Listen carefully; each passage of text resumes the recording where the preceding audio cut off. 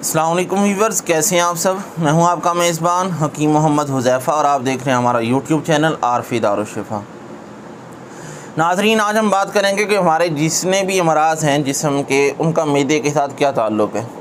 तो प्यारे भाई, हर मर्ज़ का ताल्लुक़ कुछ ना कुछ मैदे के साथ ज़रूर होता है। उसकी रीज़न क्या है कि हम जो भी खुराक खाते हैं, खाना खाते हैं, वो मैदे में जाती है। मैदे ने उसको प्रोसेस करना है, हज़म करना है और फिर उसको फ़िल्टर करना है। हर चीज़ के मुतल्लिका अज्ज़ा को जो है अपने मुतल्लिका वो जगह पे भेजना है। उसके अच्छे जो अज्ज़ा हैं उसे खून साफ़ करके पैदा करके जो है वो दिल की तरफ, जिगर की तरफ भेजना है और इसी तरह जो फजला है वो बाहर निकालना है।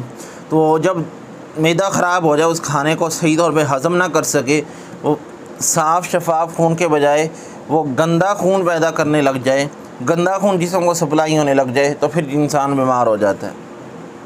और अगर आप मैदे के मरीज़ हैं और किसी भी मर्ज़ में मुब्तला है तो आप उसका इलाज करवाना चाह रहे हैं, तो आप किसी भी सूरत मुकम्मल इलाज नहीं करवा पाते। आपको कहा जाता है कि ये गोली आपको सारी ज़िंदगी खानी पड़ेगी। उसकी रीज़न क्या है? आपका मैदा तंदुरुस्त नहीं है, वो ख़ुराक को, वो उस दवाई को सही तरह हज़म करके अपने काम पे नहीं लगा रहा। इस वजह से आप वो मुस्तकिल तौर पे वो गोली खा रहे हैं। अगर आप अपने मैदे की तरफ तवज्जो देंगे, अपने मैदे को तंदुरुस्त करेंगे, तो इंशाल्लाह आपका कोई भी मर्ज़ ऐसा लाइलाज नहीं रहेगा कि आप उसके लिए सारी ज़िंदगी दवाई खानी पड़ जाए। तो बस ये मैं आपको बात समझाना चाह रहा हूँ, आप किसी भी मर्ज़ में मुब्तला हैं तो सबसे पहले अपने मैदे का इलाज करवाएं।